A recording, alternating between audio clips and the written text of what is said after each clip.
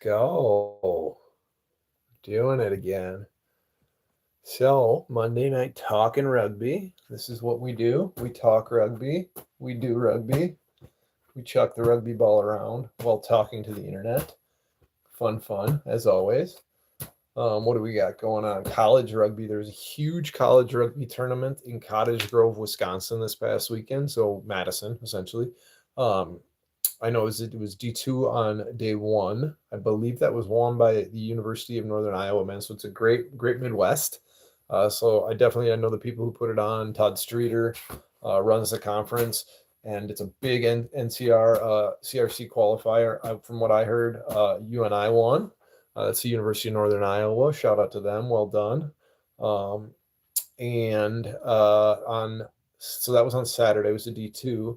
And then on Sunday was the D3, and I heard University came all the way from Denver up to Wisconsin.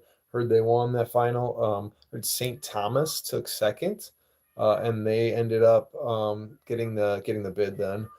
So St. Thomas got the bid because Denver had already automatically qualified. So that's how that goes. Shout out to those teams. That's pretty awesome. Got to double check something. Got to make sure the volume's working. Wifey. Grace, can you just check and make sure the volume's working?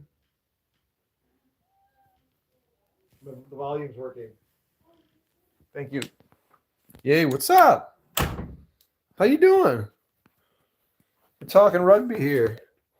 I just got to make sure the volume's not working at all. I'm doing good, man. How about yourself?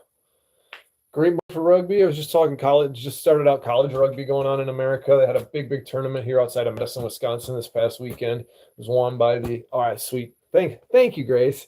Won by the D2 was won by the University of Iowa, and then the D3 was won by the D3 was won by the University of Denver, but then St. Thomas, which like the Minneapolis, St. Paul, Twin Cities area, they ended up taking second, and they got the automatic qualifier because Denver had already qualified. So congrats to those teams. That was good. I went to Cedar Rapids, Iowa on Friday.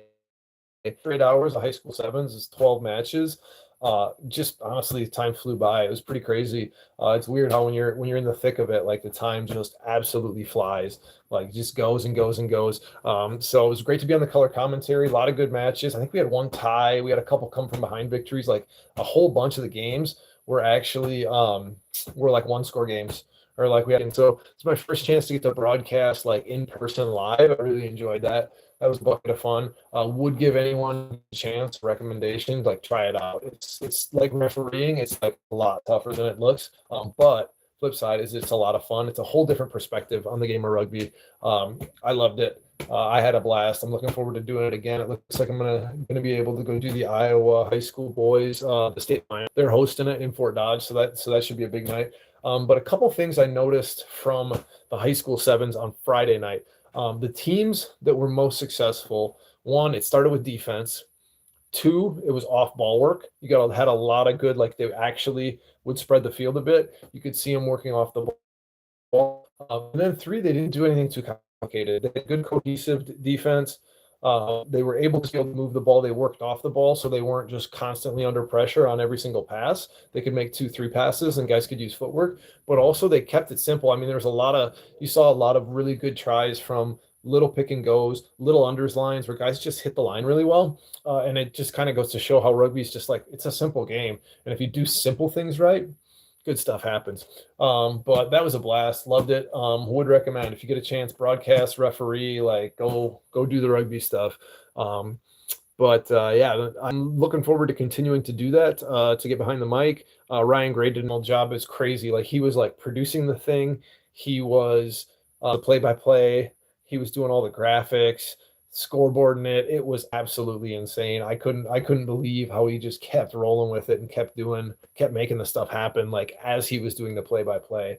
One thing I noticed when you're wearing the headphones, and I can even hear it on the playback on the YouTube footage of the night.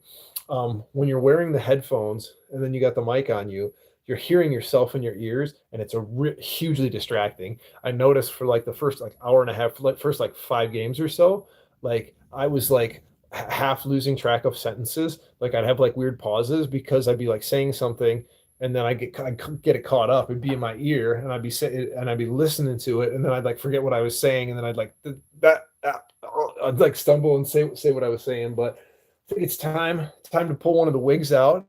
A guy Justin Witten, DUI doctors. He's a good old lawyer from the St. Louis area. He gave me all these wigs. I said, if you buy me some wigs, I'll wear wigs and look stupid on the internet. So this is like my fly half wig. So like this is like if I'm a fancy halfback or something, I'll wear this wig. I've also got a referee wig. I haven't pulled out like my Karen wig, but I got like an old lady wig, like an angry mom on the sidelines, sort of a peak Karen sort of wig. So every once in a while, in a few of my videos, I've started to integrate these. I got the ref one for the ref ones. Like I threw this one on for one of the halfback ones I did recently. I think I did one we talked about. I did a short one and a slightly longer one where I talked about the inside out step in the open field. And I think I was wearing this one too. So I feel so silly, but it's kind of fun actually. It's just something to spice it up, make it different. But yeah, broadcasting was a hoot. The teams that were successful in that high school sevens, defense, they worked off the ball, so they had space to work with. But then they just simple things, just pass catch, really good support, ball retention. You notice conversions mattered. There's games like I'm thinking of one in particular, a come from behind victory, where the team that came from behind and won the game, they ended up making the one, like it was like 19-17 sort of a thing. Like the team that lost, they missed a conversion right in front of the sticks, their first try, ends up coming to bite them in the butt at the end. Like it should have been a tie game, even like yeah, it's a tough one. You got to make those easy ones. Those 2-point conversions, like they make all the difference. All the difference in a closer game. I can think of so many times in my career where we like lost a game because I did it a couple times. Like missed a conversion, like easy one, like between the sticks, missed a conversion. Oh, we lost because I couldn't make the easy one. So you always got to be able to make the easy ones. That's the most important thing. A lot of people are always thinking like touch lines. I see it all the time and I get frustrated with players I coach. They want to like right away, they want to kick from 40 meters away. They want to kick from way over by the sidelines and stuff. That doesn't matter. Just get really good at like banging that through from like right. If you're really good right around the post, if you can be like 90+% around that, the rest of it'll take care of itself. Most people, even at the really high levels, they miss them from the edges and really long distances all the time. If you can make them like right around the high, if you can be really high percentage at the high percentage kicks, you're going to be a heck of a lot more successful, and it's going to help your team like in a massive, massive way. So next, I want to turn it over to MLR. So it's big. They had the first Sunday night rugby. I got to watch most of that last night. I tried to go live, but ESPN2, so it doesn't let me, I can't watch it on my computer. So I ended up having to go watch it on the television. So ended up not streaming commentary for it. But the Chicago Hounds beat the California Legion 48-24. The Hounds looked fantastic. They looked really, really good.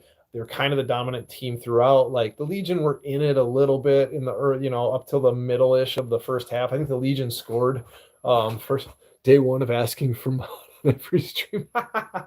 Ain't no mod. I'm the mod. I am the stream. I am the mod. I am the everything. But the Hounds looked really good. I would say after 3 weeks of games, like the Hounds are like they're the team to beat in the MLR. They looked really good. Legion, that drops them to 1-2, so they lost to Anthem. They whooped up on the Free Jacks the previous week, but then they looked really, really good. Shout out to the Hounds. They're the local team. I'm back at Anthem this year because I like what they're doing with the American players, which brings me to the other game. All right, Anthem beat the Seawolves, that's a huge result. I'll give you money if I do what? For what? Anthem beat the Seawolves 34-25. So that's 2 out of their first 3 games. So Anthem's 2-1. I think that puts them at second in the league right now. Against? I don't know. I think I think that puts Anthem at second in the league at 2-1. That's huge. Like they're doing it right. They're doing it with American players. Like I'm really glad like I made that decision. Like, no, I'm backing these dudes. And like to be fair, I got to get to know their head coach a little bit. I got to know their 8,000. I guess I don't know what you I'm not entirely sure what you're asking for, but But yeah, big shout out to what Anthem's doing there in Carolina. Like that's my MLR team right now. The Hounds would be my second one, but the Hounds look like the best team in the league. And then like it continues the Free Jacks, they came close, but Old Glory and them were both winless, I believe. And Old Glory beat the Free Jacks 21-19. That was a first game on Saturday. And that was I think that's a big L. So Free Jacks, three-time defending champs. 3 years in a row they've been champs starting this season out like 0-2. Oh yeah, I forgot. It's a little weird because you had Anthem and the Legion. They played 3 games, and everyone else has played 2 games. So Old Glory's 1-1. Wolves are 1-1. Hounds are 2-0. Anthem's 2-1. Are 1-2. So that's where we're at in MLR standings right there. Yeah, I really can't say. Rumble, he's a Canadian. He was the 8-man for the Hounds. Phenomenal. I think he was a man of the match. I believe he had 2 tries. Big, devastating runner. It shows you what the power of like a true 8 and what a true number 8 can do. He was massive, absolutely massive for the Hounds, and the Hounds were just the better team. Legion even scored late to flatter the scoreline a little, but they still got doubled up. So I would say that the Hounds are the team to beat at this point in MLR for sure. But yeah, we'll see. I would say it's a long season, but it's not that long of a season. But we're getting into it. So then this next weekend, we got Anthem versus Old Glory. So that'll be a big one. You'd think Anthem would be I was a silky announcer. Thank you. Anthem, if they can go to 3-1, and Old Glory, yeah. So Old Glory's 1-1, but they lost with the Seawolves beat them pretty solidly in their first match, and then they just got by the Free Jacks, the defending champs, look like they might be them and Old Glory, I would say, look kind of like the strugglers in the league. We'll see how that goes. But so Anthem Old Glory is going to be the Saturday afternoon match, and then on Sunday we got the Hounds and Free Jacks. That the Free Jacks I would imagine it's quickly going to be panic mode if the Free Jacks can't get a victory in the next week or two. But the Hounds look like they're going to be tough to beat unless something changes. And then Legion Seawolves is the Sunday night game. So that's what we got coming up this next week in MLR. That should be exciting. I'm going to switch over to Six Nations. So we had Women's Six Nations kicked off this weekend, and I couldn't watch it didn't work out well with my schedule to watch all the matches, but I did. I got to watch the end of England, Ireland, and then Wales, Scotland. So because I was coming back from announcing, I didn't get back till like 3 a.m. And the France Italy game was at like 6 a.m. here, and so that was not happening. I managed to wake up in time, give the baby breakfast, and Ireland were fairly competitive against England. The Red Roses, they're the World Cup champs, and they kind of controlled the match. Ireland flattered. The final score was 33-11, but I think England they were out to like a 4-try lead. I think at least 3, maybe 4 tries before Ireland got anything there. I talked about the inside out move on a little video I did the other day. And what actually gave me the inspiration for that was Ellie Kildun. She's a fullback for England. A lot of people would say the best female rugby player in the world right now. And she absolutely cooked one of the Irish players in the open field on a counterattack with that exact like little inside out move. She kind of like they skipped past over the top to her. She like had space to set the defender up. The defender, if they're coming to the sideline, the defender would have had her. Like here, we can even show it up here. Like the defender, like there's Ellie Kildun. Here's a defender, and like that would have been like she'd have tackled her like right here, but instead she just did this little swerve in for one step, and it froze. You could even the film. It was odd. Like the defender had to like just basically like slow down, and then she just cooked her right around the corner and scored the try right in the corner. But it was like picture perfect example of that inside out move and how deadly it is. And like, yeah, Ellie Kildun is incredible to watch. She's got such pace. She's kind of tall, a little bit lanky. Absolutely phenomenal. What I really love about the England team, though, their forward pack. That's what I would say took them to like everyone notices Kildun. She scores a lot of tries. She's really popular. She's photogenic. She's kind of got curly hair. So she's kind of like the poster woman for the Red Roses. But really, it begins and ends with their forward pack. Their forward pack is so good. They had a maul try early that was absolutely devastating. I wanted to do a video on that, but then I also don't want my channel to get taken down by showing it's kind of a legal gray area with fair use and copyright and stuff. But it was a perfect example of the maul gets going, it kind of stalls out, and it just tips a little bit, and like 4 Ireland players were gone, and England lost 1 player, and they just re-squared it, and then like they were off to the races, and it was an easy maul try, really, really textbook. If you get a chance to watch that replay of England beating Ireland from the Women's Six Nations this past weekend, the first England try, that maul, textbook, perfect example of what you can do with a maul and how you can be dynamic and like essentially like just pivot the point of attack a little bit, shed a bunch of defenders, and then just re-square, and you just have overwhelming numbers, and you can get crazy momentum going on, and that's exactly what happened. Like I said, the France-Italy game, I did not get to watch that at all. France, that to be expected. I would say Italy is probably like near the bottom or the worst team in the Six Nations on the women's side, and France, I would say after England, are probably the next favorite. So that's not surprising. France 40, Italy 7. Like I said, that's the one match where I didn't get to watch any of it. And then I did get to watch all of Scotland just got by Wales. It was in Cardiff. Really came down. Scotland got a couple of second half tries with little kick chases. They did a really good job. I thought the Welsh pack was a little bit better than Scotland. I thought Scotland's backline just made a few more opportunities, had a little bit more explosiveness out in the wide channels, and they had a couple of really, really gorgeous, just little chip kicks through, little kicks for territory where their chase was set up really well, and they got two nice tries off of those sort of things in the second half, and that really I think was the margin. Wales fought back, so it was like the match went like 4 minutes into stoppage time or so. Like Wales ran like out of their own, well into their own 22. They were probably 5-10 meters from their own line, and they played out, and they played it all the way across halfway and did a really good job with it, but eventually like a knock-on finished it. So Scotland won that match. That was the last match of Saturday.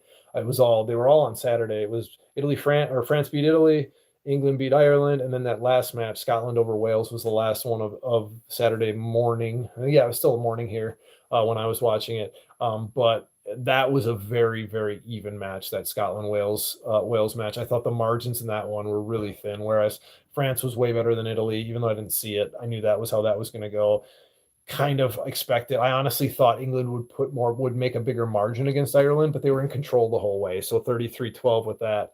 But Scotland Wales was a dogfight and a really, really great match, and I was really glad that I got to watch all of the best match of the weekend. So there's that. Now we got USA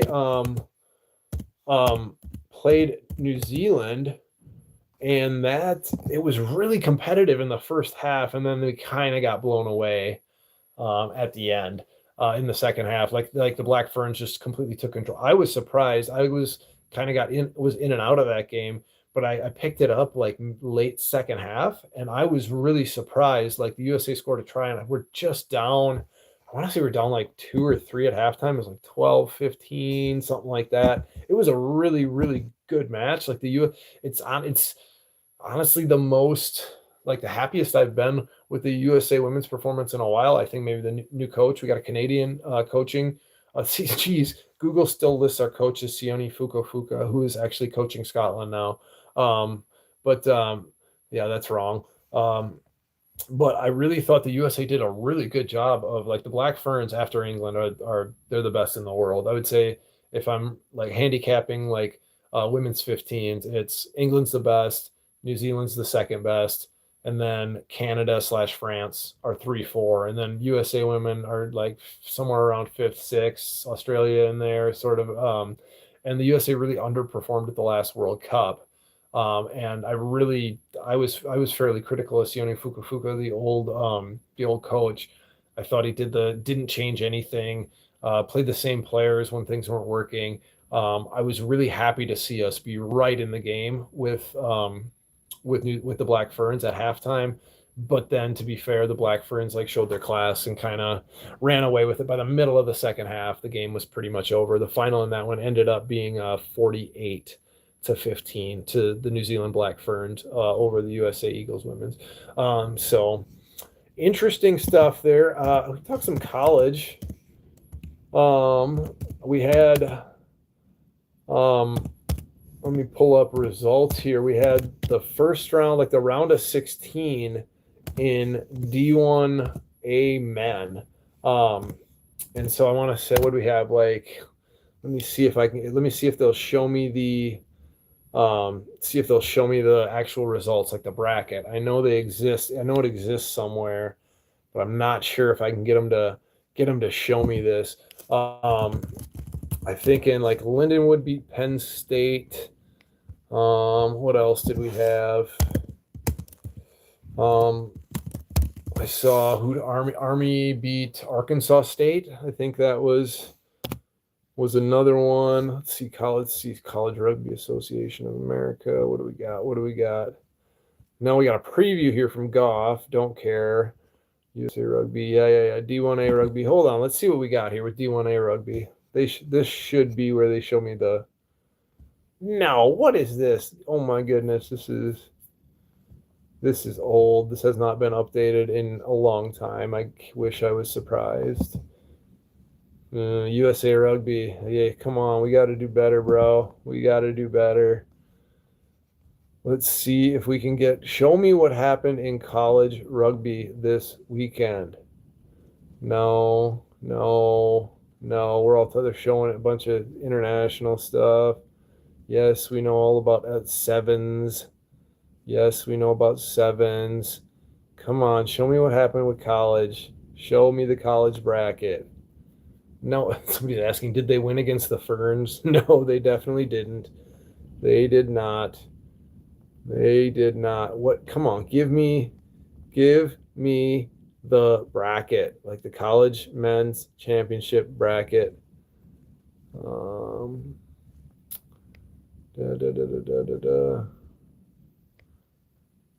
Woo. Show me the college bracket. They're not going to show me the college bracket. This is terrible. Hate it, and it stinks. We've just got a lot of pictures of it being really wet in Sacramento, and I don't like that. Okay. Well, let me see what I can do. See if I can find this, because I know there's a bracket that exists somewhere. I just wish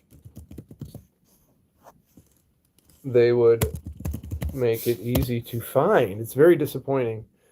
There we go. College Rugby Association of America. Okay, so we got Cal beat San Diego, not surprising.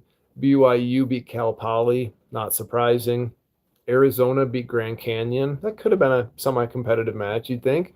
St. Mary's beat Colorado State, not surprising. Navy beat Mary Washington, and Army beat Arkansas State. So we've got Army-Navy matchup in the quarterfinals. That's a big one. So it gets pretty spicy now when you get to the quarterfinals. I would say on the left side of the bracket here, like Cal, BYU, you'd expect Cal should beat BYU. That was like the national championship matchup for like the longest time. It was always Cal versus BYU. Currently, Cal is ranked number 1. They beat St. Mary. I think St. Mary's isn't number 2. I think Navy number 2. You'd think St. Mary's will probably beat Arizona, and Cal will probably beat BYU. So we'll end up with a Cal St. Mary's semifinal, I think, on the west side of the bracket. The east side of the bracket, Army versus Navy and Life versus Lindenwood. That's going to be a big one. I think I was talking maybe a month ago. Lindenwood has always really struggled to get over the hump and beat Life. Those are two incredibly intriguing matches. They don't show where those quarterfinals are going to be held. I would imagine that's still home field advantage sort of a setup, in which case that might be at Lindenwood. That's going to be a banger. Life Lindenwood and Army Navy. Those are going to be two huge games. I think Navy is the higher ranked team, and I think Lindenwood's the higher ranked team. So those two should be hosting. Yeah, if it plays the way the other side of the bracket looks, like Cal should be the top ranked team, and St. Mary's should be I'm looking seeds here. Yeah, so Cal and St. Mary's are 1 and 2. BYU's 4, Arizona's 3. So there's no upsets on the west side. There was no upsets on the east side either. So it's all the higher seeded teams are through on either side. And again, I think I don't see BYU beating Cal. That would be a shocker. I do not see Arizona beating St. Mary's. That would be a shocker. Army Navy though, Army Navy, like that's spicy. Right now, Navy is they're the 1 seed on that side. Navy is on paper the better team, but Army is always really, really good. I got a chance to coach at Army at West Point with Iowa Central. Was that my first year at Iowa Central 4 years ago, 4.5 years ago? What a gorgeous facility! That's an incredible place to have a rugby match. It's right on the Hudson River. Like in the West Point campus. It's something else. I can't remember what they call. Can't remember what the name of the rugby stadium is there, but it is a special place to play or to coach a game. And then yeah, I would think Lindenwood is the 2 seed and Life is the 3 seed, but that's going to be Lindenwood beat them by just a few points. Yeah, like a month or so ago, I think. Impact of weather on any of the Six Nations. Yeah, that's a good question. I think I'm even looking at from the not even from the Six Nations, from the it rained at the end of New Zealand USA, so that was in Sacramento. They said that the other match, which was Australia versus, trying to think who is Australia versus, I can't remember who it was, the other one of the Pacific Nations 4. That like got it was a complete disaster, it sounds like, because it was so wet. Like conditions are always going to play, like it's going to be relevant in a rugby match. I'm not sure the Six Nations teams, I'm not sure. It didn't look too bad from what I saw, from what I was watching of the Wales versus Scotland game. That looked like a decent night in Cardiff. I don't think that had an impact. Definitely that out in Sacramento for the Pacific Nations 4 games, there was definitely some weather impacts. I think maybe that played into the USA women's like favor, like how we stayed in the game in the first half. But it seemed like, I picked it up late. I picked it up kind of like mid to late first half, and it seemed like we had momentum. We got a score to get within just a few points. Like it seemed like all the good stuff was going our way. But then New Zealand did what New Zealand did and kind of ran away with it in the second half. A lot of times you think like the favored team, the better team, that you'd think they'd have more experience and they'd be better. But I always find weather to be a great equalizer. I always tell players, you got to be prepared. In any rugby season, you're going to have 1 or 2 matches at least. I mean, if you're playing in the French top 14 where you play 30 some matches, like then, okay, you're probably going to play 5 or 6 of them like in bad conditions. But in any one, or if you got a rugby season that's 10, 11, 12 games, you need to expect to play at least 1 or 2 of them in really cruddy conditions, really wet, really windy. And so for a lot of players, even backline players, if you can, I always say like you should have some long cleats, some studs. Now props, locks, you should probably be wearing studs pretty much all the time unless you're on like a really, really dry or really itty bitty, like a hard turf. But a lot of times backline players and even loose forwards, we want to have molded cleats. You're a little faster. For a lot of people, it feels better on their feet. But that 1 or 2 matches every single year when you're going to play on grass and it's wet, you really, really want to have those long studs. So I always tell, if you're able, it's good to have them. Like you at some point you'll need them. I think you play enough rugby, you've been involved in matches that like the weather becomes a great equalizer. I can think of 2 playoff games that I was involved in, one where I was coaching, one where I was playing, where we lost to teams that I feel like, I got to watch the film, analyzed it pretty well ahead of time, felt like we were the better team, but weather was a great equalizer. It was a mud pit. And ultimately you just have to adjust to those conditions. I always find wet, muddy fields and wind are kind of the 2 ones, or like absolutely bitter cold. If you've got bitter cold and it's wet and it's windy, that's something else. Then you end up having to do little things like, okay, like make sure, like do everything you can at halftime to warm the players up, jackets, even just like penguin huddle sort of a thing, to share body heat, anything you can do to like get players warmed up during half. And then also that I find in those matches, it becomes even more critical to eat something at halftime, because get a little bit of digestive heat going from having a snack at halftime. A lot of times I think you see at the professional and the international level, you see the teams go into the changing rooms, and like there's snacks, there's all sorts of stuff laid out. They're encouraged to do that. I think at the amateur levels, that doesn't get done a lot. And I think it's to detriment. Some players just don't want to eat. That's fair, but I really think it's important you fuel yourself, and especially in cold conditions. But think about it. You warmed up for probably close to an hour. You've played 40 hard minutes. You're depleted, like your energy stores, your muscle glycogen, your ATP are depleted. Being able to put some simple sugars in you, if it's cold, to get a little bit of digestion going, that generates heat inside of you. It's a small thing, but it's an absolutely massive thing. Your body needs fuel, and if your body is running out of fuel, what's up, Mustang Gaming? Hey, what's up? If your body's running out of fuel, like, you need to put some fuel in. And halftime is really the only opportunity you get in a rugby match. And I think a lot of teams at the amateur level fail to take advantage of that, or they fail to think of that. And I can think of the one, playoff game in really bad conditions that my team lost, where we were definitely the better team going in. Total mud pit, super cold. I mean, it was almost like it shouldn't have been played. The sideline, you couldn't even see the sidelines because like puddles. I remember as the game was going on, they're coming and they're spraying the sidelines, and they're just literally like spraying field paint on top of a puddle, and then it just like immediately dissipates. It was ridiculous. But at halftime, we didn't it was like, okay, this game is closer than it should be. I don't know if we were up or down, but it was almost like a 0-0 game. It was just a few points.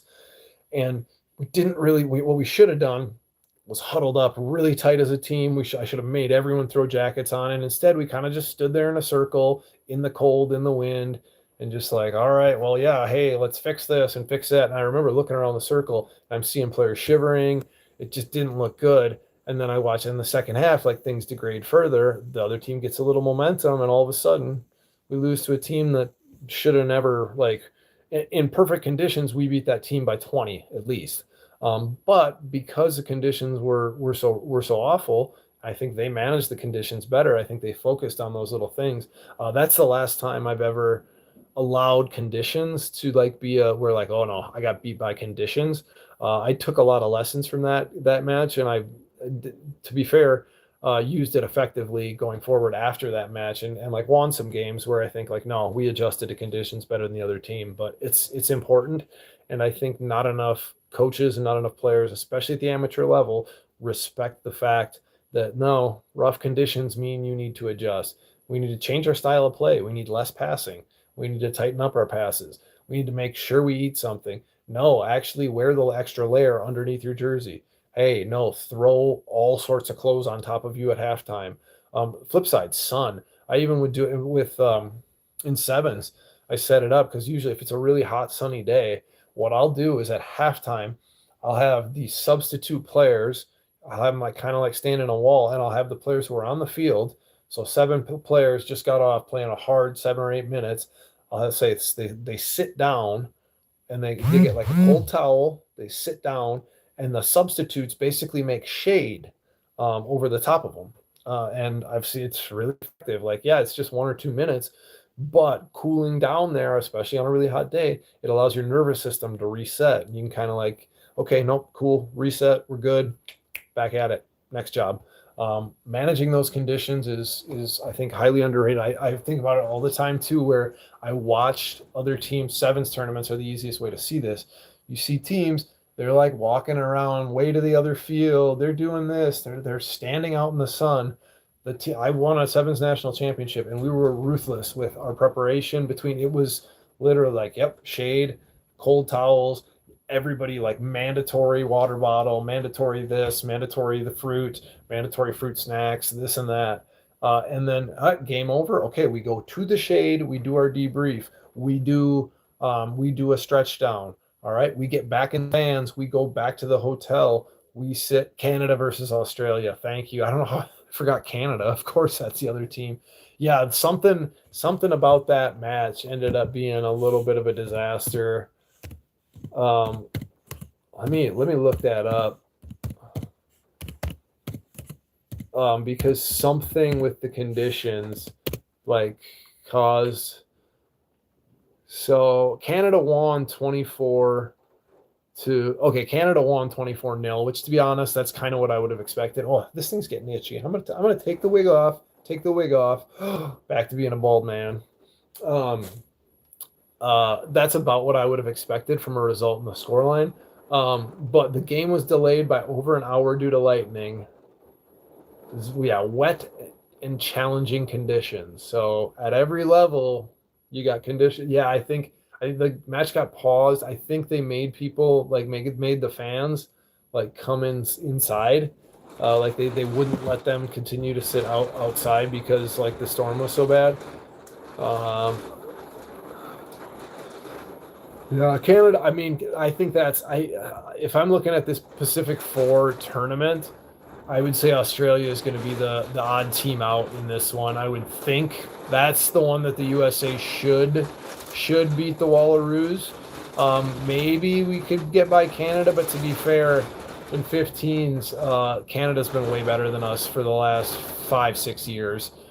So if I were handicapping this and making predictions, I would say let's see because this next weekend they're in Kansas City.